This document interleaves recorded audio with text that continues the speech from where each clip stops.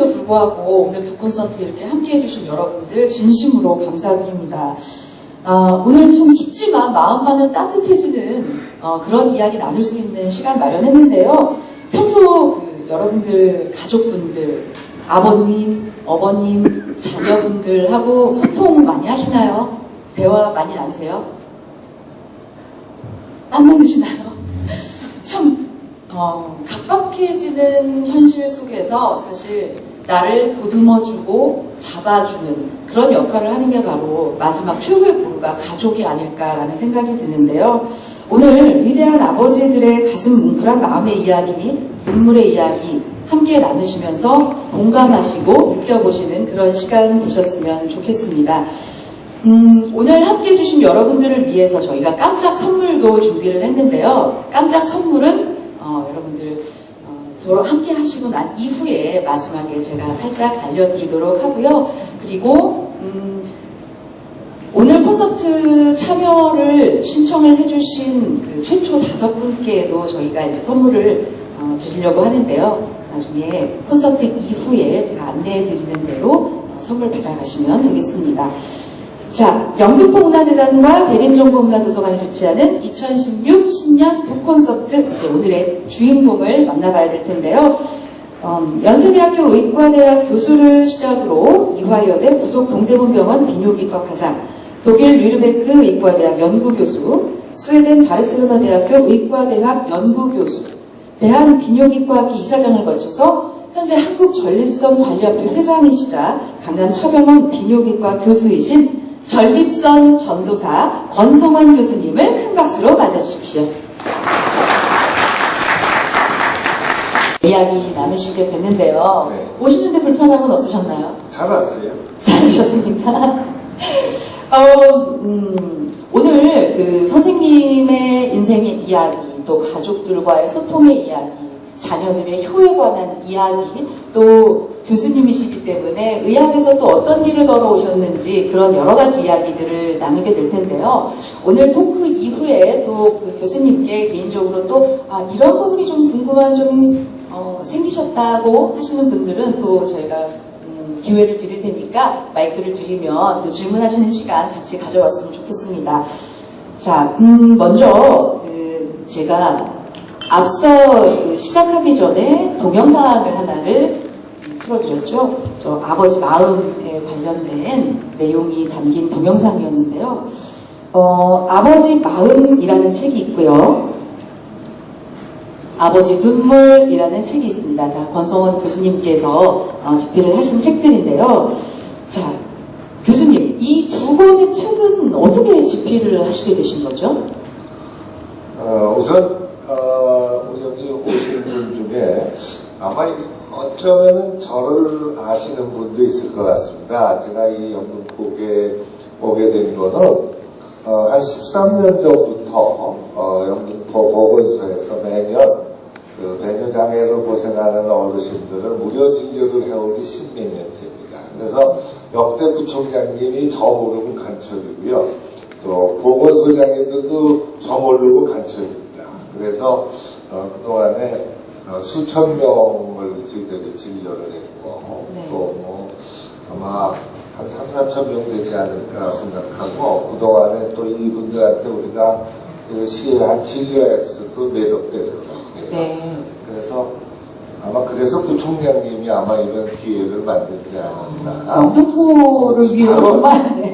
금년도 마지막 진료 행사를 여기서 했습니다. 아, 10월, 11월 첫째 주인가 둘째 주에 제가 이 발이 이제 저 앞에서 했어요. 네. 그래서 우리 영등포 국민들은 남이 아니고 제가 오랫동안 접촉한 것 같아서 상당히 힘으로습니다. 네.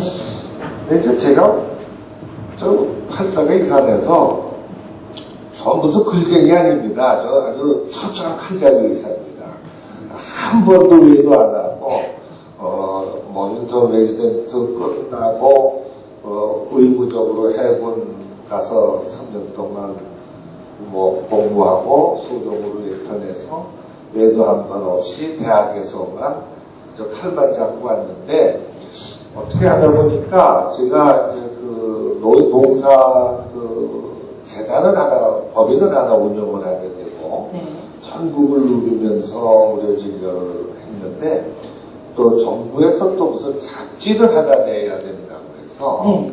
그래서 이제 잡지를 내는데 제가 무슨 잡지를 내본 적도 없고, 아주 그 흥망한 일을 겪었지만, 또 정부의 지시니까 안 할 수도 없고, 그래서 잡지를 발행했습니다. 전립선이라는 잡지를 썼는데, 발행했는데, 이제 그 앞에 뭐, 우리 여기 편집장도 와 계시지만, 뭐, 컬럼을 써라, 뭐, 뒤에는 뭐, 편집 후기를 써라, 꼭지를 써라, 뭐, 이게 아주 그 경상도 말로 미치고 펄쩍 뛰겠더라고요. 이게 뭐, 저하고 생전 그 인연이 없는 건데. 그래서 이제 그 글을 쓰는데 가만히 생각해 보니까 우선은 그냥 노인 잡지니까, 그 노년들을 위한 잡지니까 노년들에게 어떤 좀 치유의 기회를 주자. 또 어떤 그 가족의 소통을 좀 하게 도와드리자. 그래서 그 노년들의 어떤 삶을 좀 도와드리고 뭐 마음의 갈등을 좀 풀어드리는 그런 글을 쓰기 시작했습니다. 그래서 이제 쓰고 뭐 뒤에는 편지 후기는 조금 시사성이 있는 뭐 좋은 의사들의 얘기, 뭐 무슨 얘기지만 뭐 하도 세월이 세상이 아주 복잡하다 보니까 의사하면 다 도둑놈으로 치더라고요. 뭐 사자부터 도둑놈들이라고. 예, 그러다 보니까 사실은 그게 아닙니다. 정말 좋은 의사들이 많습니다. 여러분들 아시는 울지마 턴즈라는 여러분들 그 다큐멘터리 영화 보셨죠? 거기에 이태석 신부, 신부님이지만 사실은 의사입니다. 할리우드를 나오시고. 또, 영등포에 슈바이처가 한 분 계시는데, 여러분들 아시는지요? 요셉병원장 하시던 선우경 신부원장입니다. 저하고 아주 가까운 친구인데, 하나님이 좀 무심한 거는, 이태석 신부는 50을 못 남기고 갔고요. 선우경식 선생도 60을 못 남겼어요. 61인가? 그쵸? 왜 이렇게 가까운데 이 선우경식 선생은 정말 노숙자들의 정말 그 아버지입니다. 아마 40만 명의 무료 진료를 했으니까 저는 그 밑에다 대면 아주 좁게. 선우경식 선생에 대한 그 무슨 상을 줄 때 제가 심사위원이 돼서 그 장소에 갔다가 당신은 어떻게 이런 일을 그렇게 그냥 오랫동안 해왔냐 그랬더니 그냥 뭐 하나님이 하니까 그냥 끌려왔어요 그러더라고요.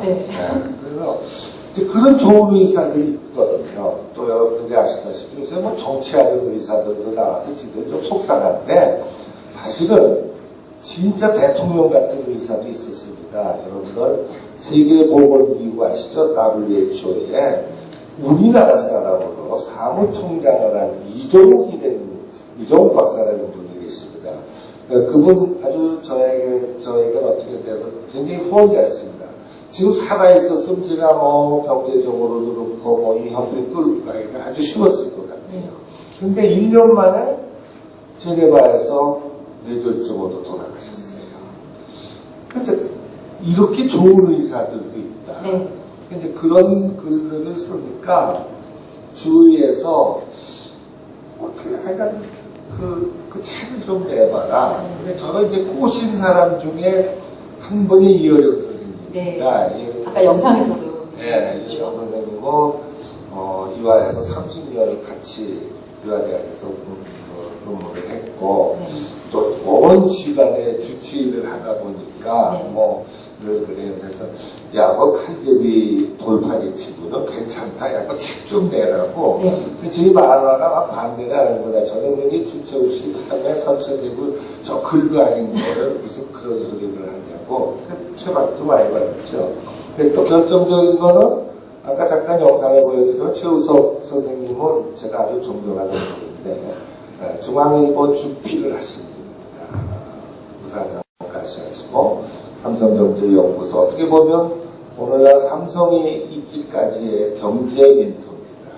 이병철 회장을 끝까지 모신 분인데 이분이 그렇게 그 사람마다 뭐 자기 취향에 맞는 글이 있는 거예요. 뭐 아주 좋아하셔가지고 포브스라는 중앙일보에서 나온 경제 잡지에 그 컬럼을 쓰라고 그래서 이제 주로 이제 의사들, 좋은 의사들 또 뭐 정말 나라를 사랑하는 마음 뭐 이런 거를 포브스 코리아. 네, 포브스 코리아입니다. 그래서 우리 최우석 선생님이 막 꼬시는 거예요.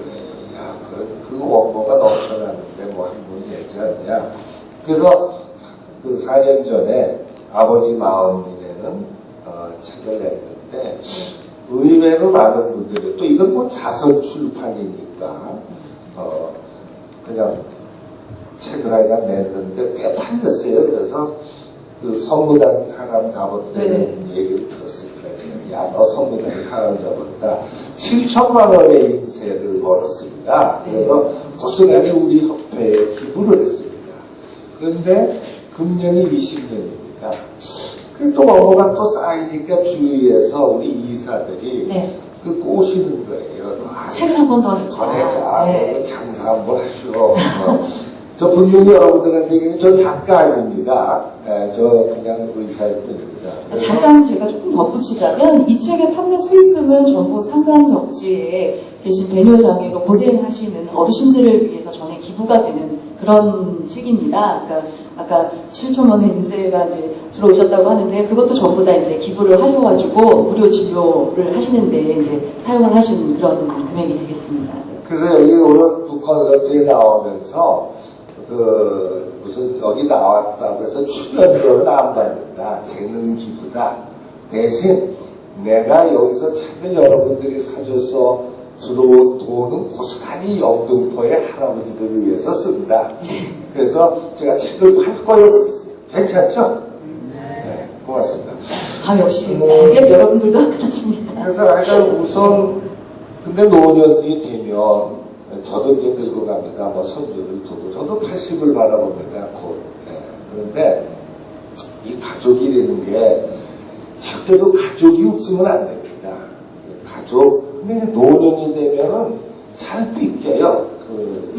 뭐라 그럴까, 그 노막기가 있어가지고, 뭐 작은 일에도 팍하고 그러는데, 저들이 또, 뭐 여기 보건소를 돌고, 뭐 소년이 저는 뭐 전국을 누리면서 어르신들만 상대하니까. 그래서 그 가족의 중요성이 어떤지. 그래서 제가 우리 사회자한테 제가 어떤 한 구절을 읽어달라고 그랬습니다. 한번 읽어주시죠. 읽겠습니다.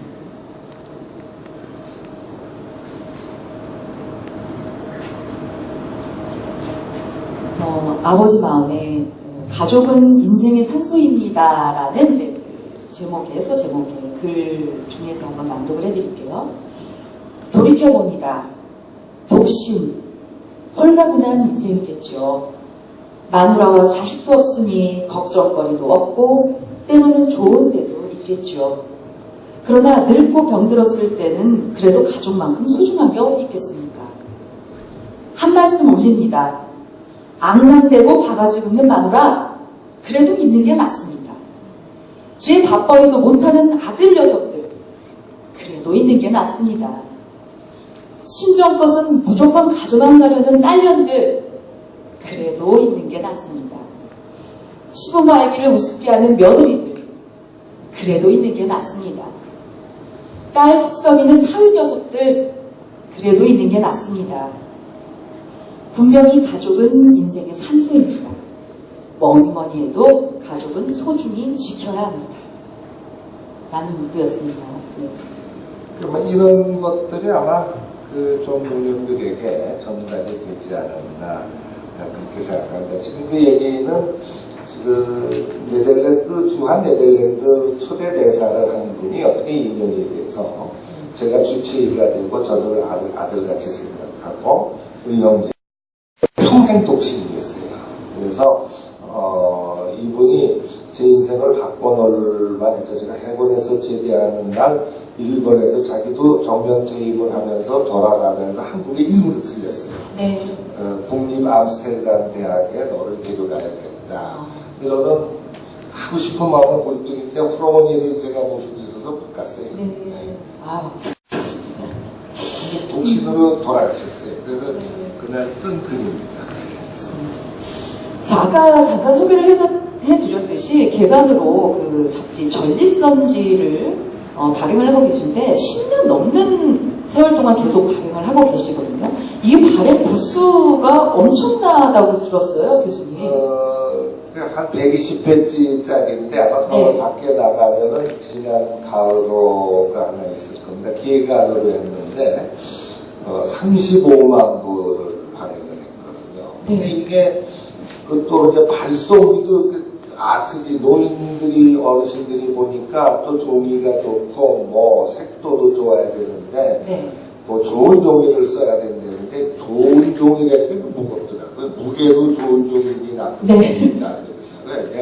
한 롤당 몇 파운드 뭐 이렇게 하잖아요. 그래서 발송비만 한 1,000몇십 되는 1,080원인데 하여간 쌓아놓으니까 백두산보다 높고. 아, 그거 다 쌓으면요? 네, 그 35만 부 무게가 100몇십 톤이에요. 4톤짜리 트럭 한 35대 부르더라고요. 그래서 근데 그거 하는데 글쓰기도 허덕허덕인데 그냥 그 광고 웃는데 아주 진이 빨렸습니다. 제가 머리가 아니었는데 그거 하느라고 머리가 있어요. 처음에 이 전립선지를 만들어내시기 위해서 교수실 한켠에서 진료도 보시고 이 잡지도 만드시느라고 굉장히 고생을 많이 하셨다고 들었습니다. 근데 그 사람이 사실 한 가지 일에 집중하기도 굉장히 힘이 든데 어떻게 교수님께서는 이 두 가지의 일을 같이 병행까지 하실 수 있으셨나요? 이게 뭐 하고 싶다는 것보다도 하여간 이 범위는 운영하는데 잡지를 발행하는 것도 사실 그렇습니다. 정부에서 우리가 이제 무료 진료를 하면은 많은 제약회사에서 그 약품 지원을 받는데 뭐 요새는 컴퓨터가 너무 발달해서 뭐 매달 찍어냈는지 딱 나오죠. 그럼 내가 한 병에 100정짜리가 4만원짜리를 500명분을 받으면 그게 2천만 원인데 그럼 2천만 원을 기부했으면은 그거는 세금은 내지 말아야 되잖아요. 그런데 기부를 해도 세금을 내야 돼요. 그럼 누가 우리한테 기부를 하겠어요? 그렇죠? 그래서 이제 그런 걸 없애기 위해서 조세 감면 공익법인이 되는 제도가 있는데 이거 허가를 안 해주는 거예요. 그러니까 불신하는 거예요. 옛날에 뭐 고아원 정신과 질환 뭐 요양원 이런 거 해서 정부 돈을 삥땅한 사람들이 너무 많았어요. 그러니까 공무원들도 저를 못 믿는 겁니다. 그러니까 그 진료관리본부장이 그 잡지 한번 만들어 보셔. 처음에 그냥 순수한 의미로. 근데 WHO 세계보건기구의 사업입니다. 지들이 하는 게. 아, 그래, 알리는 거니까 잡지를 낼 만하다. 근데 이 잡지 낸 경험도 없고, 정말 아주 맨땅에 빙하기죠. 그런데 이 사람들은 저놈이 잡지를 발행할 수 있나, 뭐, 요런 걸 보는 겁니다. 그래서 한 2년 지나가니까 그 조세 감면 법인을 내주더라고요. 그래서 이거 울면겨자 먹기로 합니다. 이거 제가 무슨 뜻이 있거나 뭐 그냥 이거 안 하면 안 되니까. 그래서 참 근데 뭐 일이 되는 게 또 하고 싶어서 해서 다 되는 건 아니잖아요. 쫓기긴 쫓겨야 되는 건 아니에요. 항상. 또 교수님께서 이렇게 개관으로 잡지도 내시고 또 무료 봉사, 의료 봉사도 다니시는데 2001년부터 한국전립선관리협회를 직접 운영을 하고 계십니다. 그 어르신들을 위해서 의료 봉사도 계속 해오고 계시고 근데 전립선지도 만들고 의료 봉사를 가는데도 사실은 양쪽의 일이 사실 돈도 그렇고 안 들어갈 수 없는 그런 부분들이 많은 분들이 좀 도움을 주셔야 이게 진행이 될 것 같은데 특히나 이 협회를 잘 이끌어올 수 있도록 도움을 준 분이 계셨다고 들었어요. 우리나라는 아직 이제 뭐 요새 OECD 수출입 1조 달러의 강국이라고 그러지만 사실은 아직 선진국은 아니에요. 왜냐하면 그 선진국의 기본은 그 베품이 있는 사회거든요. 그 기부 문화가 발전해야 그 사회가 잘 가는 겁니다. 뭐 여러분들 신문에 나지만 그 워렌 버셔나 그 마이크로소프트의 그 미란다 재단을 만드신 분들 몇억 달러, 몇천억을 그냥 눈 깜짝할 새에 막 기부를 하거든요. 근데 이 사람들은 대박이 나면 제일 먼저 작년에는 200억밖에 못 벌었는데 금년에 어떻게 대박이 나서 1000억을 벌었다. 그러면 제일 먼저 생각하는 거 어디다 돈을 바치지? 어디다 기부하지? 그런 겁니다. 왜냐하면 그 기부를 안 하면 작년에 200억, 금년에 1000억이면 내후년에 법인세는 1000억 기준으로 나와요. 네. 그러니까 빨리 털어야 됩니다. 빨리. 네, 그래서 제가 친구들 보고 그러죠. 야, 너 대박 나라. 네. 대박 나면 얼른 좀 좋은 일에 써라. 그런데 저희들은 뭐 회비를 내는 회원들도 있고 또 알게 모르게 돈을 내주시는 분들, 기업인들이 있습니다. 그분들이 있는데 이제 아마 우리 여기 이 프로그램을 기획하신 분이 어떤 제 친구 얘기를 여기다 하나 썼더라고요. 근데 저도 그렇습니다. 저는 2005년도에 65세 대학 정년을 했는데 누구나 다 회사를 다니던 공무원을 하던 대학에 하던 중고등학교 교직을 하던 정년을 할 때는 다 정년통을 겪습니다. 누구나 다. 야, 그럼 내가 여기서 정년하면 나머지 인생을 어떻게 살 건가? 그럼 이제 상당히 고민을 하죠. 근데 저는 비교적 그래도 그 한 분야를 전립선이 되는 걸 했기 때문에 그 명의에 속했어요. 환자는 도저히 치릴 수 없을 정도로 몰려들었기 때문에 또 돈 좋아하는 제자들 이런 친구들은 선생님 지들이 투자해서 정말 영등포에다가 병원 하나 냅시다. 선생님이 와서 그냥 명예로 원장 노릇이나 하고 생활비 놔드리고 차 한 대 사드릴게요. 그런 경우도 있었어요. 네. 그런데 결정적으로 야 이거 내가 이랬다는 영남병한테 불러간 것 같다. 그런 사연이 있었습니다. 근데 저하고 아주 오랜 친구였는데 서울상대를 나와서 무역업을 해서 굉장히 성취를 했습니다. 이 나라 성장을 이끈 섬유 수출업의 선봉장이었습니다. 그래서 지금은 그 회사가 더 커져서 인도네시아에 직원이 16,000명. 네. 그런 큰 기업을 이뤘는데 저하고 아주 친구인데 너무너무 똑똑한 친구인데 불행하게도 비뇨기 암이 걸렸어요. 콩팥에서 오줌이 내려오는 요관이라는 관이 있는데 아주 드문 병인데 거기에 암에 걸려가지고 재성을 많이 새겼죠. 수술하고 항암제 치료하고. 그런데 죽기 엿새 전에 네. 2002년 10월 3일 날 이 친구가 갔는데 중환자실에서 호흡으로 산소호흡하고 밥도 못 먹어서 튜브로 집어넣고 오줌도 못 넣으니까 주머니에 줄을 차고 있는데 엿새 전에 의식이 없어요.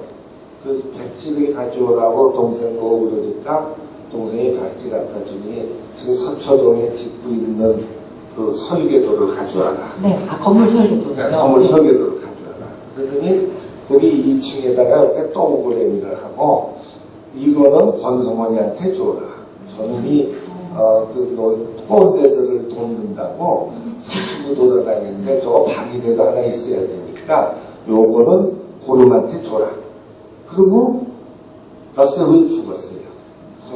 그래서 이제 벽제에서 이제 그 유골을 툭툭 털고 오는데 제가 생각을 했습니다. 저놈이 미쳐도 환장한 놈이지. 이게 어떤 신의 계시가 아니면 도저히 이해할 수가 없어요. 저 의사 아니에요. 또 제가 주치의 아니에요. 또 맨날 항암제 쓰고 온갖 잡동사니 수술을 다 했는데 저 상태에서 어떻게 그런 생각을 했을까? 무슨 의식도 제대로 없는 놈이 아무리 생각해도 이거는 아마 하나님의 뜻이 아닌가. 그래서 근데 뒤에 조그만 범위 내서 그 서초동에 굉장히 정말 몇천억짜리 건물 중에 2층에 공간을 저한테 주고 갔습니다. 그래서 제가 여기서 내가 무슨 돈을 생각한다든가 마누라한테 외제차를 사준다든가 이러면 아마 내가 천벌을 받을 거다. 저놈이 한 하늘에서 이렇게 쳐다보고 자식 내가 밤까지 그 지경에 줬는데 저놈이 딴 생각하고 있다고 할까봐 제가 무슨 물론 교회 나갔지만 제가 무슨 신앙이 있어서 그런 게 아니고 네. 그놈이 무서워서 아 이제 딴 생각은 안 먹겠다. 평생 찾아가는 의사 노릇하겠다. 이제 그런 마음을 먹고 제가 이제 다행히 강남 촬영원에서 뭐 석좌 교수로 가서 하는데 제가 그 총장한테 그랬습니다. 내가 여기 와서 한자 오르고 이건 부업입니다. 네. 내가 다 볼 수도 없고 딱 이거 하수금 요 날짜만 한자 보고 나머지 일은 제 본업은 봉사의 길입니다. 이제 이래서 뭘 가져온 거죠. 그래서 그런 사람들의 얘기를 썼어요. 네. 그때 참 그 감동이 돼서 그 네. 글을 쓴 게 하나 있을 거예요. 네. 이번에는 아버지 눈물에서 한 구절이 있는데 한번 읽어드릴게요.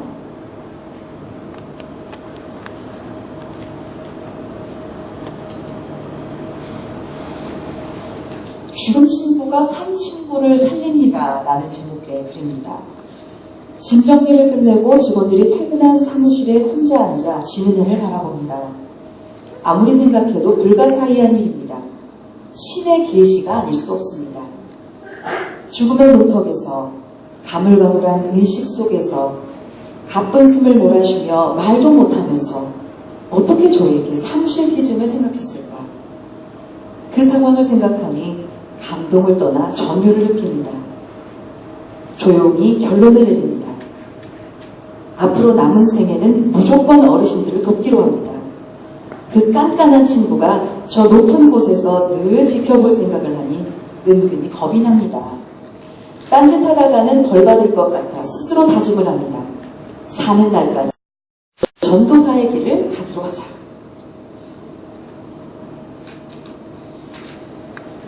그 한 사람의 인생이 그 어떤 면에서는 작은 계기가 동기가 되더라고요. 그래서 그냥 오늘날까지 했는데 제 20년 동안 올해가 지난 11월 말에 20주년 기념 행사를 했는데 저희들이 통계를 했습니다. 저희들이 7만 명에게 무료 진료를 했고 네. 그 7만 명에게 시한 진료비가 한 140억 됩니다. 또 저희들이 5만 킬로를 달렸고 한 번 갈 때 자원봉사자들이 한 7, 80명이 따라오는데 연인원 8,000명이 저희가 하는 일에 동행을 해줬습니다. 그래서 이제 얼마 더 살지 모르지만 제가 하늘나라에 가면 그 자식이 너 괜찮았어 그런 소리는 듣지 않을까 이제 좀 그냥 스스로 위로하고 있습니다. 지금도 아마 계속 교수님을 지켜보시고 함께 하고 계시지 않을까 생각이 듭니다. 근데 여러분들한테 하나 말씀드리고 싶은 거는 네. 그 가는 길이 아주 좋은 일이면 항상 그 천사들이 나타나더라고요. 제가 생각을 해보십시오. 뭐 대학에 있던 사람이 아주 억지로 이 협회를 맡아서 진료를 하고 무료 진료를 하고 뭐 책을 발행하는데 위기가 몇 번씩 왔습니다. 어느 해는 정부에서 무슨 잡지를 발행하는데 의사들이 하도 리베이트를 먹으니까 의사들이 발행하는 잡지는 그 광고비를 33분의 1로 자르더라고요. 그래서 잡지를 못 내보냈어요. 그랬는데 그래서 뭐 비상대책위원회를 만들고 그런 잡지를 휴관을 하느냐 뭐 폐간을 하느냐 젊은 의사들은 우리가 교수로서 이 백발이 성사한 늙은이들이 이렇게 전국을 누볐는데 뇌물이나 받는 집단으로 평가받는 게 때려칩시다 뭐 이런 막 나왔죠. 그런데 그럴 무렵에 캐나다에서 우리 직원이 뭐 캐나다 달러도 꽤 큰 돈을 들었어요. 2만 달러. 미국 US 달러는 2만 달러가 왔어요. 우리 교회 노인들이 네 잡지 보고 향수를 날리고 많이 아주 좋아하는데 그 잡지 끊어서야 되겠냐? 네. 못했어라. 그 친구가 그 2만 달러 크죠. 그래서 보냈어요. 그런데 조금 있더니 크리스마스 카드에 장문의 편지하고 우리 반기문 총장이 또 몇천 불을 보낸 거예요. 그래서 그 얼마 있다가 그 메르스 때문에 아주 작년에 상당히 그 광고 같은 게 경기를 탑니다. 뭐 약속했던 기업들이 광고를 다 끊는 거예요. 그런데 저하고 한 40년을 같이 지낸 친구가 어디서 들었는지, 야, 나도 이제 뭐 내 장사한 거 이거 내 가져가봤냐? 너 써라. 그리고 수표하려는데 4천만 원이야. 그래서 그렇게 해서 약간 그 고비를 매겼습니다. 그래서 아마 그놈이 옆에서 도와주고 이건 막 하늘의 축복이 아닙니다. 좋은 그 일을 해 나가시고 그런 마음을 가지시고 계시니까 옆에서 늘 많은 도움들을 또 역으로 주시는 것 같습니다. 이번에는 의사 선생님이시니까 의학의 길에서 많은 분들을 또 만나셨을 거예요. 어떤 분들 만나셨는지 좀 얘기를 나눠볼 텐데, 세브란스에 계셨다가 이대병원으로 이제 옮기시게 되셨는데, 그 비뇨기과라는 이 과를 여자 대학교 병원에서 만든다는 게 사실은 이제 좀 쉽지가 않았을 것 같은데, 그 열악한 환경 속에서 어떻게 이런 교실을 꾸려나가실 수 있으셨는지 그때 당시 혹시 기억이 나시나요? 네, 참 오래됩니다. 이게 제가 이제 연수대학에서 교편을 잡다가 이화대학병원으로 간 게 76년인데 네. 여기 앞에 계신 어르신들도 있는데 여러분들 76년이 되는 해를 한번 돌이켜보면 그때가 이 나라의 정치 지각이 흔들릴 때인데 여러분 유신이라는 말 들어봤죠? 그 유신 때에 이 제일 말 많은 게 교수들이었어요. 그 교수들이 반정부적인 일을 많이 했거든. 네. 그때 쫓겨난 분들이 우리 김동길 선생님이 이화대학에서 또 뭐 서울대학의 변영웅 교수, 나중에 뭐 통일원 장관도 하셨지만 한한삼 교수, 이런 사람들이 그때 유신 때 다 잘린 사람들입니다. 그런데 의과대학에서는 그 이제 구색을 맞춰야 되니까 이 서울대학이나 국립대학은 그냥 그때 워낙 공급이 적어서 이분들이 생업을 할 수 있기 때문에 서울대학 교수들은 다 밤에 야간 개업을 했어요. 돈을 많이 번 분들도 있어요. 그러니까 그 야간 개업하는 의사들, 또 이제 사립대학에서는 뭐 돈을 좀 많이, 병원은 그렇잖아요. 뭐 수입이 있어야 운영을 하니까. 암만 교수지만 또 의과대학 교수는 조금 틀립니다. 다른 대학 교수보다. 우선 뭐 요새 더 하죠. 그냥 네가 비뇨기과? 그럼 너 얼마나 벌어야 병원을 움직일 수 있다. 이제 그런데 그래서 돈을 못 버는 교수, 또 뭐 야간 개업을 하는 교수, 아니면 교수에서 껌껌이 총장한테 대드는 놈, 이거를 유신을 빙자해서 다 올리는 겁니다. 그래서 이제 다 목을 쳤어요.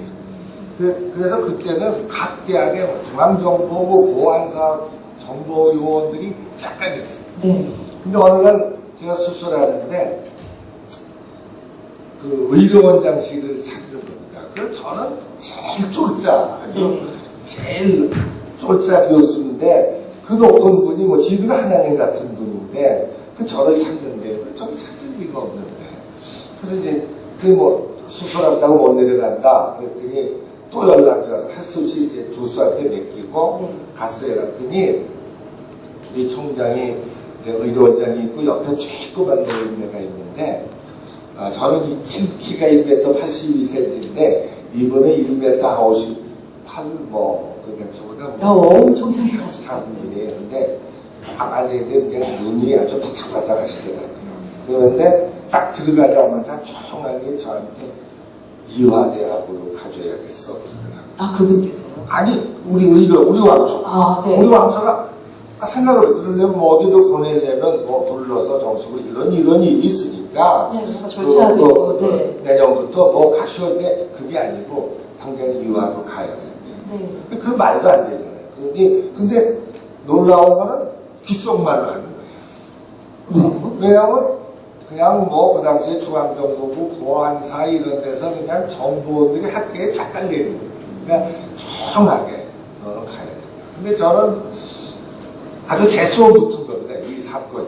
왜냐하면 저는 그 미국의 미네소타 대학에 아주 정식으로 대학원에 그 건강 관리, 그러니까 가족 계획이니 그 나라의 어떤 그 성병 관리 이런 특수 분야를 하기로 다 해서 집도 팔고 운전도 막 그때 차가 없었잖아요. 그러니까 네. 뭐 빌려서 돈 들여서 운전까지 다 배우고 이미 가실 준비를 다 하고 해놓으신 있는데 상태에서 졸지에 오더니 뭐 쬐끄만데 인사해 그러는데 이분이 바로 암흑의 교수네, 뭐 암흑의 이화대학 의료원장이다 그러더라고요. 그래서 그냥 내가 참 팔자가 드시구나. 그 겨우 뭐 좀 좋은 일이 있으려고 그랬는데 네. 거기에 이제 그래서 이화대학을 왔는데 주위에서도 전부 반대하는 거예요. 왜냐면 이 여자대학에서 하수독가라고 해 지금 우리끼리 얘기할 때는 비뇨기과를 그 산부인과 비뇨기과는 하수독가고 이비인후과 안과 치과는 산수독가예요. 그래서 너 뭐 여자대학 가서 도대체가 하수독가를 할 수 있겠냐. 근데 그게 나라에서 하는 일이니 우리가 직소도 못하는 거죠. 할 수 없이 이제 갔는데 장비도 없고 홀로 가셨어요? 이제 아주 1년차 레지던트 하나 데려가서 근데 젊음이라는 게 더군다나 제가 해병대 출신이기 때문에 좀 그 무대포적인 수술을 막 달려드는 거죠. 용감하게. 근데 했는데 장비도 없고 그러니까 매일 그 원장하고 싸우는 겁니다. 하루에도 그냥 몇 번씩 올라가서 이거 사줘야지 안 하면 나 못합니다. 근데 여자대학에 돈도 없으니까 사주겠어요. 네.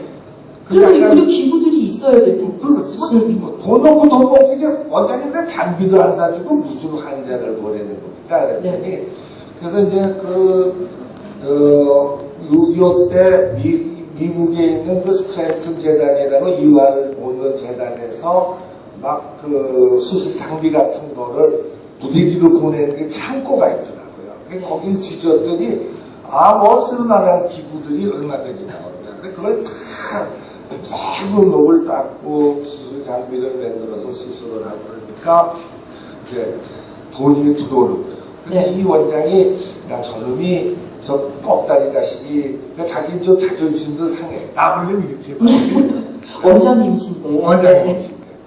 저희 와서 그냥 잔소리만 하고 그냥 대들기만 하고 막 그렇죠. 그랬더니 근데 한 몇 달 지나고 나서 이제 과수입을 발표하는 겁니다. 그 어느 받으니 수입을 못 올리면 과장은 맥을 못 써요. 근데 전년 대비 300% 500% 수입을 제가 올리는 겁니다. 그러니까 이 꼰대가 이렇게 보더니 그거 하수독가 괜찮은데? 근데 조금씩 해서 장비를 들여오고 그래서 이제 환자가 막 늘고 리트레트를 뽑고 이제 교설이 용성을 해 가는데 이게 호사다 말이야. 환자가 나오는데 이게 또 이제 원장하고 또 싸울 일이 생기는 겁니다. 저희 병원이 동대문에 있는데 그 앞이 그 동대문 버스 시외 버스 정류장이 있었습니다. 여러분들 기억하십니까? 그 동대문 바로 옆에. 거기가 이제 평창이니 행성 이런 데서 오는 동두천 여기서 오는 버스들이 다 커버려요. 저희한테 오는 환자들은 그냥 다 가난하게. 그때 의료보험이 없습니다. 배 한 번 쬐다 하면 요즘 그 당시로서는 정말 집 팔지 않으면 농촌 사람들은 그해 수확한 쌀 다 팔아도 큰 수술을 온대 정도죠. 그러니까 근데 그 가난한 사람들이 오는데 이거를 돌려보낼 수는 없잖아요, 대학에서.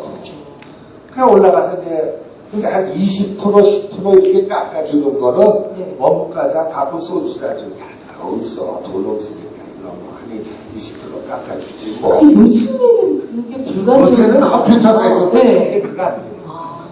요순 시대입니다. 저희들만. 어떻게 보면 그때 당시가 뭔가 좀 더 정이 조금 있었던 시대라면. 근데 이제 반을 뚝 잘라야 됩니다. 지금 한 200만 원이 나왔는데 이 사람 가진 게 50만 원밖에 없는데 그럼 그냥 놔두면 계속 입원비가 늘어나죠. 그래서 가서 때를 쓰는 겁니다. 이 사람 50만 원밖에 없습니다. 야 너는 천사고 나는 염라대왕이야. 안 돼.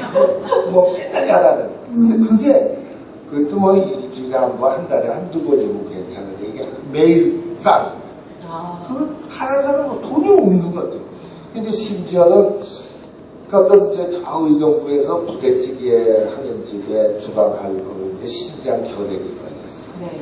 근데 이제 수술하고 뭐 억수로 고생했는데 자기 그냥 그 돈 다 가져야 되는데 이게 10분의 1도 안 되는 거예요. 네. 치료비에. 한 2개월 먹고 워낙 큰 수술을 해놓으니까. 그래서 자꾸 올라가고. 그래서 이제 치프 레지던트를 불러가지고 그 수석 전공입니다. 야, 너는 눈치도 없냐?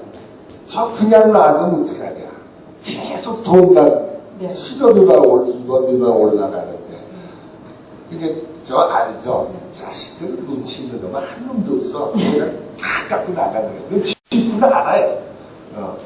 밤에 도망시키라. 아, 환자를요? 그래서 이제 뭐 도나스 이런 거 사서 야간 당직하는 간호사들한테 도나스 봉지 갖다 주고 한 놈은 너스레를 떠는 겁니다. 이게 그 시선을 돌리기 위해서. 해놓고 쫄쟁이를 살짝 뒷뜰에서 옷 입고 있다가 네. 뒷문 열어놓고 도망가라. 그게 훨씬 편해. 그러면 아침에 이제 수간원도 심할수 쓰고 뭐 그 간호사들 분들한테 거의 원통이라도. 식상이 혼나는 네. 거죠. 원과장이 와서 이거 뭐 도망갔는데 이거 이지로 여기 물건이 한 300만 원 됩니다. 네. 야, 뭐 안 되겠습니다. 저희가 의정부로 찾으러 가겠대요. 선생님 철렁하시겠는데요? 여기 막 지금 오죽했으면 도망갔거든요. 그거 기독교 병원에서 그 찾아온다고 뭐 이 병원이 사냐? 간다. 내가 더 벌어들일 테니까 그냥 모른 척 해 너는. 수도 없이 도망시켰어. 그러더니 그러고 나서 이제 그분이 저를 그렇게 사랑을 했어요. 네. 맨날 싸우니까 이게 왜 미운정 고운정이라고. 그렇죠. 그러니 이제 정년 퇴임을 해가지고 우리나라에 좋은 일을 했습니다. 이 손해보험협회에서 의무심사위원이라는 게 있어요. 보험회사들이 그 병원들이 또 그렇게 거짓말을 많이 해요. 악덕병원도 있습니다. 그 교통사고 환자 오면 한 10만 원이면 될 거를 막 부풀려가지고 검사 안 해도 될 거를 막 해서 네. 뭐 몇십만 원으로 부풀리고 뭐 인지상정이죠. 사회라는 게. 그런 거를 우리들이 뽑아내는 거죠. 이거는 비뇨기과적으로 이럴 수 없다. 그걸 절 부르는 거예요. 그랬더니 이분이 근데 그게 아주 기분 좋은 거는 네. 고정급으로 지금 돈으로 한 300만 원 버는 거야. 네, 근데 만 원한테 안 갖다 주고 술 먹기 딱 좋은 거지.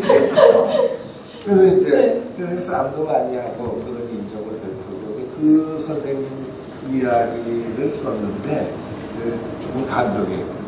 네, 여기 그 선생님을 명한 별칭을 이제 차돌 원장님 이래서 사돈명이 같이 생겼어요. 읽어드릴게요. 미국으로 가신 후에도 매년 크리스마스 카드를 주고받습니다. 처음 만든 협회지를 보내드렸더니 그의 카드에 쓴 글이 재밌습니다. 딱 한 줄입니다. 네, 그럴 줄 알았어. 참 잘한 일일세. 어렵게나마 우리 협회를 이끌 수 있었던 것도 다 선생님의 가르침 덕분입니다. 2005년인가 카드에 쓴 글을 잊을 수가 없습니다. 군군, 내가 이화에 있을 때 가장 잘한 일은 자네를 잡아온 것일세. 단 두 줄의 문장이지만 괜히 가슴이 먹먹해지고 눈시울이 뜨거워집니다. 이 짧은 글이 선생님과의 마지막 교신입니다. 이듬해 겨울 선생님께서는 뉴욕에서 베풀매 삶을 마감하십니다. 평생 애주가이시고 지독한 골프였는데 95세까지 술을 다 하신 것은 틀림없이 하늘이 봉사의 화신인 선생님을 지켜주신 것 같습니다. 아내가 받아온 전궤대로 저는 인복을 타고난 모양입니다. 선생님을 만난 것은 진정 축복이었습니다. 문병기 교수님, 제 삶의 영원한 스승입니다. 선생님, 훗날 은하수 저쪽으로 가면 술자리 한번 거하게 차릴게요. 라는 글이었습니다. 이 문병기 교수님 잠깐 소개하겠습니다. 제가 40년생인데 이분이 42년도에 세브란스 의전을 졸업하고 49년, 그러니까 그 우리 정부 수립 그 다음 해에 디트로이트에 가서 정형외과를 한 우리나라 최초의 정형외과 전문 의사입니다. 그래서 한국재활재단이라는 걸 만들었어요. 근데 집이 워커힐 가는데 그 산속에 있는데 대지가 한 600평 되는 저축입니다. 근데 그거 몽땅 그 한국 재활재단에다 기부하고 네. 정말 빈손으로 갔어요. 근데 그 부인이 더 유명합니다. 그 YWCA 총재를 하고 적십사사 부총재를 한 손인실 여사입니다. 바로 우리나라 해군을 창설한 손원일 제독의 여동생입니다.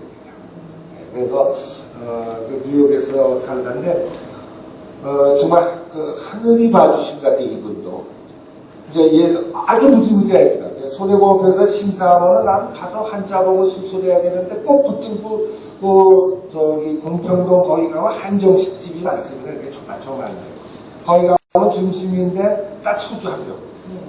대낮에.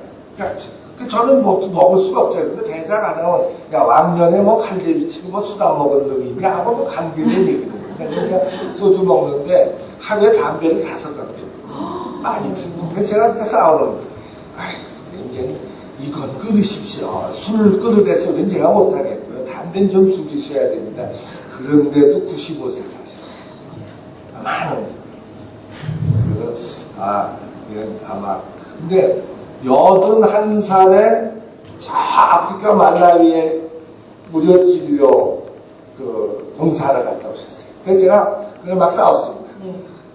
도대체가 8학년 놈은 꼰대가 노인네가 어디 그 아프리카까지 갑니까? 거기 황열병이고 뭐 숙소도 힘들.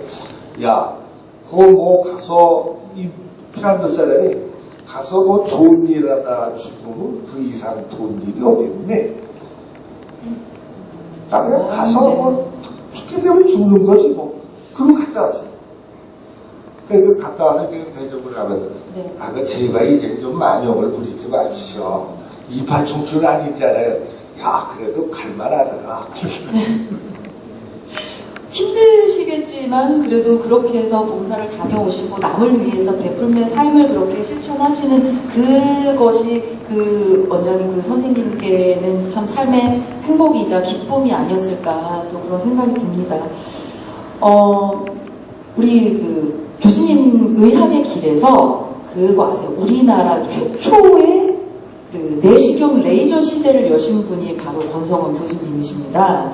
그 당시에는 굉장히 고가의 첨단 기기였는데 이거를 우리나라로 들여올 때 여러분들 나비 효과라고 아시죠? 나비 효과 같은 우리의 음식 불고기 효과가 있었다라는 내용이 있던데 그거는 어떤 내용인가요, 선생님? 85년도니까 만 30년 전인데 이제 그 당시에 이제 레이저 의학이 막 도입될 때예요. 네. 독일에서 했는데 그 내시경 레이저를 저는 79년도에 이제 일본에 유학 가서 거기서 연구를 했고 와서 이걸 해야겠는데 그때는 조금 실험 단계였어요. 85년도에 이제 제대로 된 장비들이 나오기 시작했는데 그걸 만든 분이 독일의 저 북쪽에 네비기라는 도시가 있는데 허스테터라는 독일 교수가 있습니다. 근데 이제 일본에서부터 저하고 만났는데 그 동병상린이라는 게 맞아요. 우리가 남북으로 갈렸잖아요. 네. 이분 동독군입니다. 그 동독에 있던 드레스덴 출신인데 그래서 우리나라의 그 남북 분단에 대해서 상당히 그 연민의 정을 가지고 저를 보는 겁니다. 야, 너 여기까지 와서 네가 레이저를 하냐고. 그래서 이제 한국에 돌아와가지고 제가 한번 그 학회를 하는 동경에 온 분을 이왕이면 한국에 와라. 네. 그래서 한국에 와서 이제 불고기를 한번 대접을 했는데 서양 사람들 정말 불고기 좋아합니다. 맛있죠. 그 무대옥에 가서 그 철판에 우리 1인분 이렇잖아요. 네. 제가 경험이 있기 때문에 독일 그 밑에 있는 조교사하고 가서 3시 가서 아예 10인분을 시켰어요. 세 분이서 10인분이요? 그런데 그 이 사람들 뭐 불판에 올려가지고 익기도 전에 몇 번 뒤집으면 하면 덩치도 저보다 크죠. 네. 껍데기가 큰 놈이 그냥 젓갈로 한번 샥 하면 1인분이 한 젓가락이면 두 젓가락. 그냥 소주를 여자로 줬더니 뭐, 아, 이게 무슨 술이냐고. 네. 맥주잔으로 따라서. 그냥 쫙 먹죠. 맥주 먹는 식으로. 근데 또 이제 우리 집에 와서 이제 갈비를 구워줬죠, 이제 집에서. 네. 근데 그러고 나서 이제 제가 85년도에 독일을 갔는데, 아니, 혜진하더니 이 친구가 야, 같다고 근데 이 친구는 원래 뮌헨 대학에 있었기 때문에 몸만 와 있고, 그 밑에 슈멜러라는 부교수가 있는데, 걔 집이 아주 널찍해요. 우리 바베큐도 할 수 있고. 야, 너희 마누라까지 와 있으니까, 네. 불고기 파티 한번 할 수 있냐.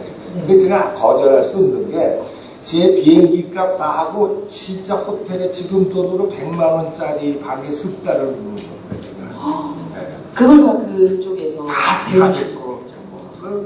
좀 가난한 나라에서 이렇게 좀 갈라진 나라끼리인지 약간 뭐 그런 연민의 정이 있었는지 엄청난 정을 저한테 주는 겁니다. 그래서 우리 마누라가 뭐 그릇이 어디 있는데 그 슈멜러 집은 갖고 그 부인하고 집사람하고 또 죽이 좀 맞아요. 그런데 그 당시에는 그 루벡이라는 도시에는 뭐 한국 식당도 없고 음식점인데 함부르크에는 간호사들 그 파독 그 광부들이 와가지고 한국 슈퍼도 있어요. 그래서 이제 가가지고 거기서 기차로 한 30분밖에 안 됩니다. 네. 그래서 이제 불고기 뭐 사고 그 양념 뭐 당면 근데 이제 그것만 알 수 없으니까 당면 이제 잡채도 해야 되고 온갖 식자료를 해가지고 그 집에서 파티를 하는데 그 고기 양이 엄청났을 것 같아요. 그래서 이제 그 독일 사람 주방에 있는 그릇들이 우리하고 좀 틀립니다. 네. 근데 한 열댓 명 되거든요. 네. 이 떡대들이 뭐 다 그냥 남산 많은데 그 아줌마들이 체중 100kg에 여자 의사들이 뭐 남자고 딱 붙여놓고 뭐 할 거 다 해요. 독일 여자들 뭐 체중이 다 100kg. 저보다 어떤 여자는 등치가 더 커요. 그래서 이제 하여간 우리 집사람도 좀 그 교회 집에서 이제 교회 잔치들을 하니까 손이 클 수밖에 없죠. 교회에서 그런데 많이 옵니다. 다라에다가 하여간 관으로 불고기를 재고 근데 그 다라에도 없고 애 2살짜리 애기가 목욕통 그걸 이제 비누로 닦아서 거기다 갈비를 재고 그러니 이제 저녁 때 독일 사람들 재밌어요. 그 삼림차가 안 오더니 이 들것에다 뭐가 오는데 맥주통, 그 생맥주를 맥주에서 가정의 파티에도 통째로 가져와요. 그리고 맥주잔 1000cc짜리. 그걸 막 한 20개 쫙 가. 1000cc 크잖아요. 그냥 이만한 드럼통 같은 거에서 근데 아주 놀라운 거는 그 여자 의사들, 수간호사 이런 사람들이 그 1000cc짜리를 5개를 먹습니다. 우리 뭐 여성 한 분이요? 그리고 하여간 불고기를 먹는데 야 그래도 이건 양념했으니까 좀 있거든 먹어라 그래도 말 안 듣고 그냥 한번 불 가면은 그냥 먹어치우는데 또 1인분이 한 2젓가락에 끝나게 이게 속으로 야 저놈들 여러분들 짜고난 데는 말 아세요?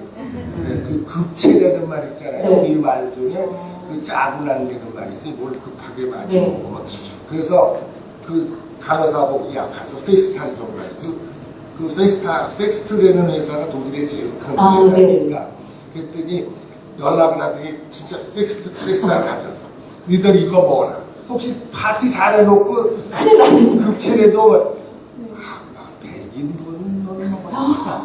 그러면 그거를 사모님께서 다 그 양념을 제식으로 하신 거예요? 그런데 이분이 그런 파티를 연 벽어동 심은 뜻이 있더라고요. 이분은 뮌헨 대학에서 와서 뭐 콩팥 결석을 기계도 세석기 되는 거 부시는 게 막 나올 때가 이 사람은 아주 그런 장비 만드는데 돌삽니다. 그래서 이제 이 대학에 주임 교수가 없으니까 초빙을 받아서 왔는데 그 밑에 있던 사람들은 뭐 어떻게 보면 낙동강 오리. 그렇죠. 이분은 뭐 예멘이니 뭐 사우디아라비아 두바이에서 거기 결석 환자가 많습니다. 근데 한 번 오면은 만마르크 2만 마르크인데 근데 독일에서 할 만한 게 전체 수입의 뭐 3,7제로 주임 교수가 오는 겁니다. 그리고 밑에 있는 그 자기 부하들은 자기가 적당히 놀아줘요. 병원에서 주는 봉급은 사실 얼마 안 돼요. 그러니까 유능한 교수 밑에는 부하들이 따라요. 네. 사단이. 그러니까 얘네들이 그러니까 여기서 데려온 사단하고 저 사단하고 여기 기존에 텃세하는 놈들하고 네. 이게 좀 갈등이 있는 거예요. 그래서 이제 그날 와가지고 그 파티 하나가 그 갈등이 풀리더라고요. 아, 일부러 그래, 그런 화합의 정을 만드신 일부러 거예요. 막 이 교수가 이 교수들 막 등을 치면서 막 맥주 따르면서 그래서 그날 갈비가 뭐 갈비하고 불고기가 워낙 맛있었던지 그 앙금이 다 풀렸어요.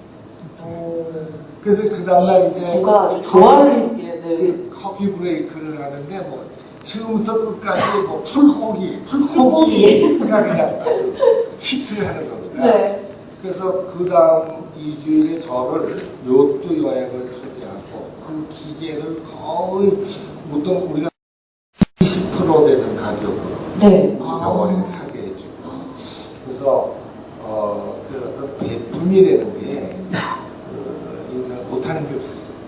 그 사람은 늘 배품, 배려가 가장 중요해요. 그래서 제가 그 얘기의 주는 그겁니다. 그래서 제가 아마 배려에 대한 얘기를 하나 썼는데 네네. 불고기나 토종 음식 하나가 새로운 의술에 목마른 훈장을 유학시켜줍니다. 그것도 호합판으로. 독일 교수들의 화합과 단결을 이루어냅니다. 가난한 나라의 병원에 최첨단 레이저 장비를 마련해줍니다. 배품과 배려는 언제 어디서나 전지전능입니다. 배품과 배려는 삶의 맛입니다. 배품과 배려는 인간의 향기입니다. 배품과 배려가 없는 인생 소태입니다. 불고기 만세! 이렇게 쓰셨습니다. 이제 그 선생님 그때 당시에 그 레이저 기계를 물론 이제 많이 디스카운트가 된 가격에 이제 뭐 구매를 하시게 된 거지만 그 차장 원장님께서는 사주셨나 봐요. 아니 그분은 이제 그때는 안 계셨어요. 아, 다른 다른 분이 분이 계셨고. 근데 그분은 더 짠 분인데 네. 그러니까 우리가 이제 실적을 많이 올리니까 네. 그냥 선선히 했죠. 아, 그 바람에 정말.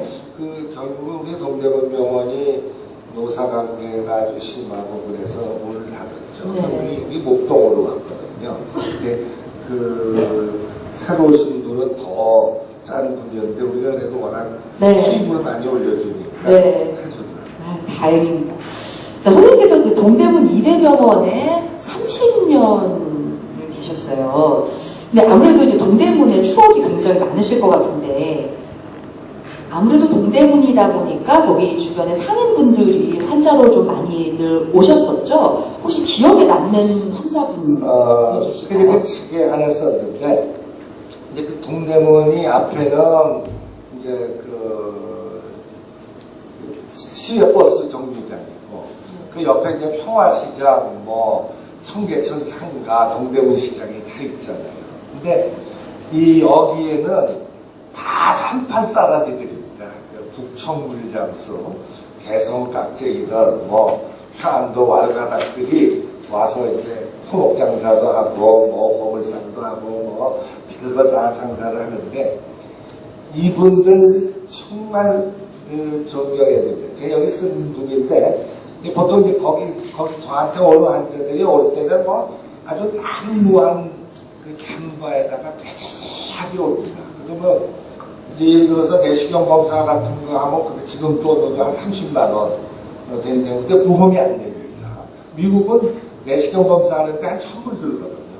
근데 우리 이제 한 300만 원 한다. 그러면은 야, 그런 돈이 어디서 나 가갔어요. 그럼 그냥 갑니다. 뭐, 그 아닌 것 같고, 뭐, 별익인 것 같은데도, 뭐, 그냥 가겠다는데 뭐, 어떡하면. 그냥 막 달래죠. 깎아드릴게요. 그러거든요. 근데, 이제 그 내시경실에 들어가면은 옷을 벗고 이제 다 갈아입고 들어가는데, 도난사고가 잦아요. 그것만 노리는 또 도둑들이 있어가지고, 교수들 뭐 지갑도 가져가고, 뭐, 시계도 가져가고, 탕탕탕 들어가서 네. 의사들은 술복으로 다 갈아입어야 되니까. 근데 우리 치 프레지던트가 그래요. 아유, 선생님, 선생님은 참 그 환자는 잘 보는데 환자 주머니는 전혀 볼 줄 모른다 이거야. 무슨 얘기냐면 돈을 맡기는데 비닐 주머니에 지갑, 수표, 현찰을 이만큼을 잠바에서 꺼내서 맡기는 거예요. 그 도둑질 맞으면 큰일 나잖아요. 그러니까 수많은 돈 맡긴다. 그러니까 이 사람들이 겉으로는 아주 남루하고 뭐 죽는 소리 하는데 사실은 그 안에 보면 하루에 원단 거래액이 막 1억 몇천만 원 당시에. 그리고 집에 가면은 다 창고가 있어요. 그 절대 가게에는 안 갖다 놔요. 그 가게 쌓인 거 보면 세금 두들겨 맞거든. 그러니까 다 집이 그 가게는 조금 있고 조그만 것 같아도 전국의 그 뭐 모직이니 원단을 다 거기서 쥐고 흔듭니다.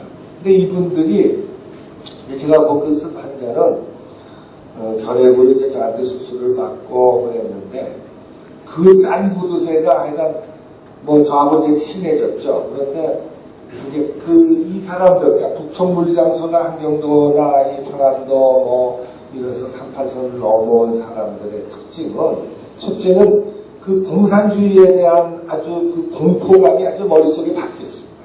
그래서 아이들을 조금 웬만하면 다 미국으로 보냈어요. 아직도 아들이든. 근데 이 사람들이 보낸 이유는 물론 반은 애들이 미국에 가서 공부 잘하고 뭐 새로운 학문을 가르치고자 하는 그것도 있지만 이 나라가 어떻게 될지 모르니까 우선은 보내고 보자. 근데 생각해보세요. 70년대, 80년대에 셋을 미국을 보내서 등록금 되려면은 구두쇠도를 안 하고는 되겠어요? 정말 웬만큼 벌기 전에는 정말 보낼 수가 없죠. 근데 이제 제가 마지막에 이제 그 할아버지하고 만데 슬퍼하는 거예요. 야, 종갓난 새끼들, 뭐, 자식 새끼들 다 키워도 말짱한 거야. 그랬더니 이 자식들 그때 정말 정말 자기 상상할 수 없이 고생하면서 번 돈을 그냥 그렇게 쏟아서 보냈는데 뭐 오지도 않고 이제 오는데 김포공항에 이제 인천 육자의 김포공항에서 탁 내리는데 이게 할아버지 소리도 못하는 파란 눈의 아이들이 와가지고 지 애비하고 영어로만 얘기하고 자기하고는 말도 안 통하잖아요. 저거 내가 미쳤지 왜 저 새끼들한테 돈을 퍼부어서 보냈냐 이게. 근데 그런 사람들이 사실 이 나라를 일으켰잖아요, 경제를.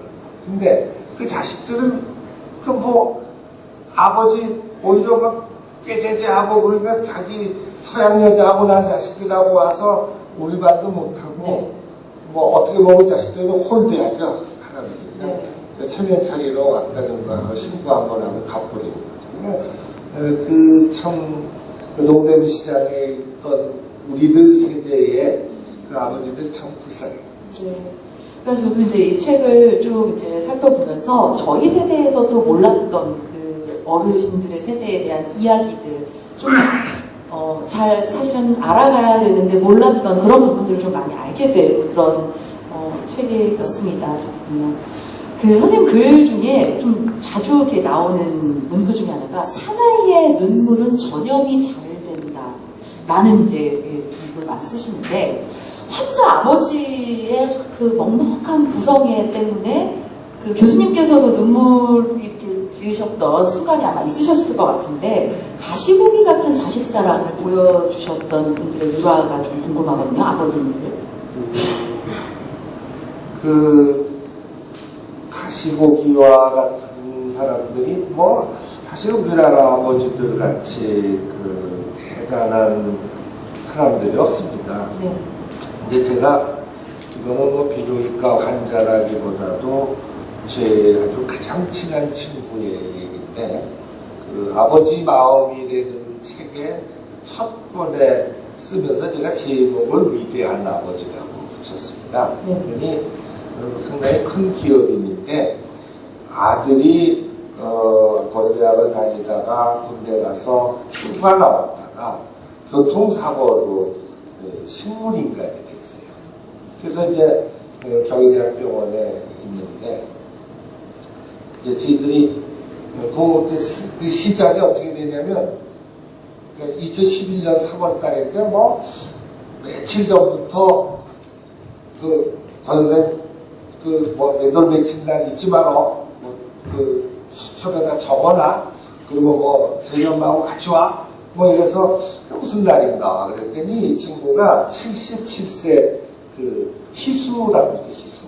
네. 희수 파티를 프라자 호텔에서 했어요. 근데 이제 몇 사람들을 불렀는데 저도 생전에 그런 음식을 먹어본 적이 없어요.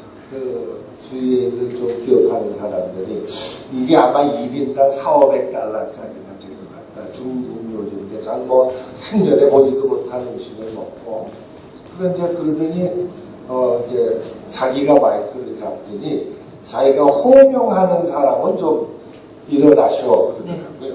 그래서 이제 근데 제일 먼저 저를 부르는 거예요. 제가 형님으로 40몇 년을 그냥 형제같이 지냈는데 권성원 교수 일어나시오.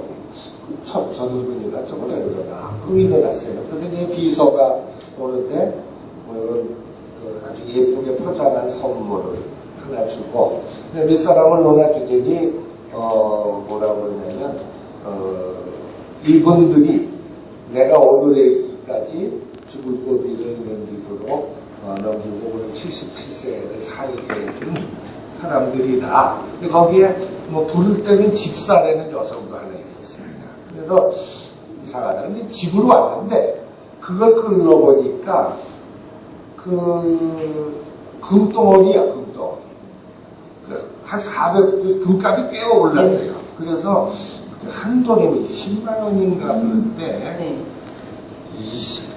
한 20냥인가 20돈? 그래서 우리 집사람이 아니 저 양반 미쳤다 이거야. 너 돌았지? 아니 당신이 이거 받을 게 뭐냐?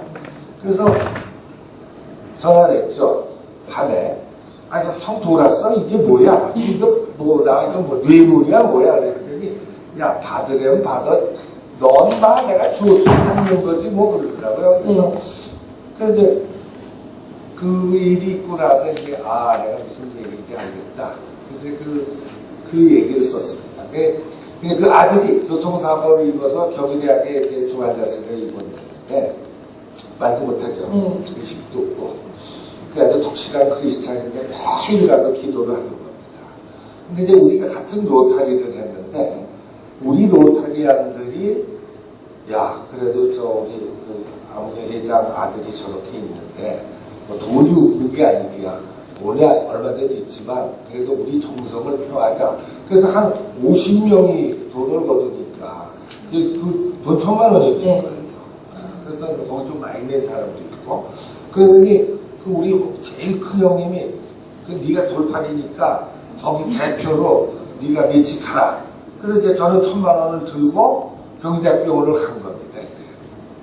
가서 제가 가면서 생각을 했죠. 이 돈을 어디다 쓸 것인가. 그 큰 돈인데. 그래서 제가 가만히 생각해보니까 이제 이 식물인간이 되고 사지마비가 되면 제일 무서운 게 자꾸 욕창이 생기는 겁니다. 그래서 30분마다 이렇게 뒤척여줘야 되고 파우더 바르고 간호사들이 마사지하고 그래야 되고 또 하나는 계속 기관지에서 가래를 뽑아내죠. 가래가 모이면 내염이 돼서 결국 갑니다. 그러니까 이 상황에서는 신경외과가 수술도 다 끝나는 거고 할 게 없어. 문제는 그 간호사들이 얼마나 정성을 바치느냐. 이건 정말 지성이면 감성일 정도로 해야 된다. 그래서 제가 수간호를 불러가지고 이거는 우리가 거둔 돈인데 순전히 저 용빈이를 위해서 쓰시고 그래서 밤에 늦게 일한 사람들은 아침 밥 잘 먹게 해주고 또 저녁 팀이 오면은 케이크라도 사다가 밤에 밤참이라도 주고 또 이 팀도 회식 있으면 맘대로 쓰고 여기다 다 쓰시고 그래서 이제 줬어요. 그리고 이제 오는데 간호사가 그냥 쫓아오는 거야. 이 간호사가 이런 돈을 받아본 적이 없는 거야. 아니 저 이 큰 돈 이게 저 못 받아요. 그러니까 이렇게 써라. 그리고 이제 왔으니까 근데 이제 이분이 이제 전립선 암을 앓았기 때문에 물론 제가 이제 주치의로 해서 암 치료 20년을 거뜬히 지금까지 살아계십니다. 그러지만 그래서 이제 그 아들을 88일째 되는 날 기도를 하는데 아멘 하더래요, 이 애가. 그 정신이 돌아온 거야. 그 애를 하여간 한 석 달 동안은 재활치료를 하고 집에 이제 성북동에 와가지고 저 남산에 있는 헬스클럽에 가서 전속 그 재활치료사를 붙이고 이래서 걷기 시작하는 겁니다. 그래서 3년 만에 성북동 길을 걷고 그 3년 지나서 이제 그때부터 속도가 빨라서 그 4년째가 되는 날 서울 시내에 있는 자기 가게까지 아들이 온 겁니다. 그래서 그렇게 열심히 해서 이제 언어 치료까지 지금은 뭐 줄기세포다 그래가지고 언어 치료까지 붙여서 대학을 졸업시켰어요. 그리고 졸업시키고 장계를 보내서 그 아이를 낳았어. 물론 자기가 낳지는 못했지만 그 정자를 빼서 아주 참한 색시 얻어서 그 손주까지 봤어요. 지금도 뭐 줄기치료 하고 근데 그래서 이제 제가 독일 병정이라고 그러죠. 성격도 좀 깐깐한 분인데 그 아버지라는 게 이게 참 근데 그 중간에 어머니가 그 부인이 돌아갔습니다.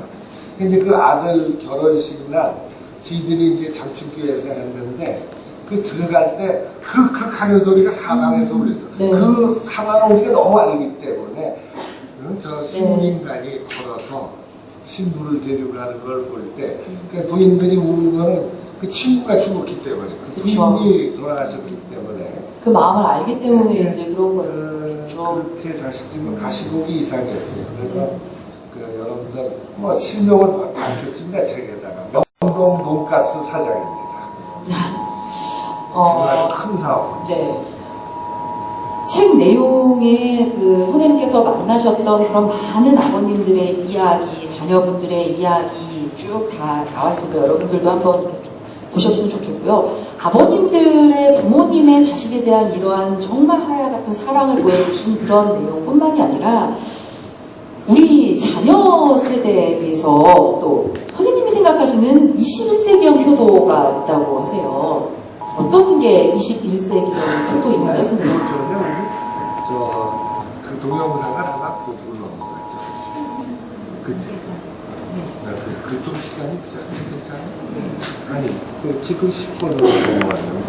좋겠는데, 자, 우리 자녀분들이 실천할 수 있는 21세기형 효도에 대해서 간략하게 좀 소개해 주시면 좋겠어요. 아마 내일 모레면은 이제 구정이 되는데, 제가 어느 해 KBS에서 그 구정에 가는 사람들한테 보내는 메시지를 하나 전했습니다. 이제 구정 때 되면 아드님들이 뭐 비타민도 사가고 내복도 사가고 아니면은 뭐 고깃근도 사가고 이제 가는데 그거보다는 일단 고향에 내려가서 아버지하고 소주라도 한 잔, 막걸리도 한 잔 마시면서 조용하게 얘기를 하세요. 그래요. 뭐냐면 아버지 오줌 잘 나오세요? 뭐 자주 배롭지 않으세요? 아니면 뭐 이불을 적시지 않습니까? 이런 건 왜냐하면 노년들은요 절대 그런 거를 자식이든 마누라가 절대 얘기 안 해요. 그냥 혼자 안고 가는 겁니다. WHO에서도 지도로고 이런 봉사를 하려는 이유는 알려라. 이거 아무것도 아니다. 뭐 그다음에 또 하나 더 좋은 아들이라면 아버지 혹시 엄마하고 이불 속에서 괜찮아요? 이런 것도 한번 물어봐라. 그게 진짜. 요새 뭐 발기부전 치료제 뭐 얼마든지 있거든. 그것도 진실로 아버지들 사랑하는 거다. 따님들, 뭐 친정어머니든 뭐 시어머니든 어머니 기침하면 오줌 새지 않으세요? 네. 요새 이거 많거든요. 뭐 기침만 해도 뭐 재채기만 해도 지금지금 샌단 말이에요. 그게 왜냐? 자식들 때문에 새는 거라고. 그 3, 4kg 되는 아이가 산도를 통해서 나오려니까 뭐 골반이 보고 다 늘어나가지고 지금쯤 새거든요. 그럼 우리가 그 봉합성 요실금, 긴장성 요실금 그런데 자기가 범인이란 말이에요. 그러면 전을 붙이면서 엄마 혹시 젖지 않아? 그럼 서울로 모셔다가 그런 건 안 되네. 엄마 왜 건버스시 그렇게 많어? 엄마 요새 간단해요. 모래이조로 금방 지져버리면 되고 또 주름깨 이런 거 주름 엄마도요 70대도 이뻐지고 싶은 건 똑같아요. 응? 여러분들 뭐 고기 끈 사가지고 생색내지 말고 그거 말짝 헛거요. 진짜 가서 조용하게. 근데 그걸 큰 소리 하면 부끄러워서 얘기를 못해. 그냥 딱 둘이 앉아서 전지지면서 엄마한테 제일 취약한 거를 물어서 서울로 모셔다가 아니면 근처에 뭐 좀 큰 도시로 나가서 치료해드리라. 이게 진짜 효도다. 맞습니다. 실질적으로 딱 그 부모님께서 직접 말씀하시지 못하는 그런 부분들까지도 짚어서 이렇게 말씀을 건네는 게 확실한 효도의 방법이 될 것 같습니다. 자, 오늘 마지막으로 오늘 이 자리에 오신 분들을 위해서 그 일상생활에서 실천할 수 있는 어떤 그 예방법, 건강 수칙 이런 게 있다면 좀 소개를 해주시면 좋겠습니다. 저희가 이제 뭐 전립선, 비대증, 전립선, 암뿐만 아니라 이제 뭐 대사성 질환, 고혈압, 당뇨 뭐 하는데 뭐 노년이든 젊으든 제가 발행하는 잡지에 그 캐치프레이즈가 걸어야 산답니다. 여러분 거십시오. 저도 뭐 건강을 자랑하면 안 되는 거지만 뭐 저도 이 일에 쫓기다 보니까 제가 아프면 뭐 지난번에 제가 울릉도를 한 100여 명을 인선하고 가서 진료를 하러 가는데 직전에 장염이 걸렸는데 이게 미치고 펄짝 뛰는 겁니다. 이게 내가 아픈 고사하고 자가 저 행사를 해야 되는데 내가 이거 병나면 어떡하나. 그래서 그 건강이 아주 첫째죠. 그래서 근데 제가 그래도 버틸 수 있는 거는 20년을 7km씩 양재천을 걷습니다. 그냥 이유에 안 하고 특히 술 먹으려고 와서 뭐 어떻게든지 시간 빼서 걷고 나야 가면 술 한 잔이라도 그래도 마음 먹을 수 있고 안 걷고 가는 날은 죄스러워서 못 먹는 건데 그러니까 여러분들 걸어야 삽니다. 걷는 게 최고예요. 네. 어딜 가나 제가 이 영등포 보고서에 가서 노인들한테 그렇습니다. 여기 올 때 당산동이든 어디든 올 때 걸어와라. 네. 전철 타지 마라. 건강을 위해서 여기 진찰받으러 오는데 버스 타고 오고 전철 타면 의미가 없다. 걸어서 오시고. 네. 그 다음에 뭐 여긴 다 젊으신 분들도 있지만 노년들에게 그러죠. 뭐 비가 오니까 텔레비 보면서 비 오는 날은 삼겹살이나 삶아먹고 뭐 파전이나 부쳐 먹자 그러면서 텔레비만 보는 사람 하나님이 빨리 데려가. 오히려 운동을 운동해라, 네. 움직여라. 네, 알겠습니다. 자, 혹시 질문하실 분 계신가요? 궁금한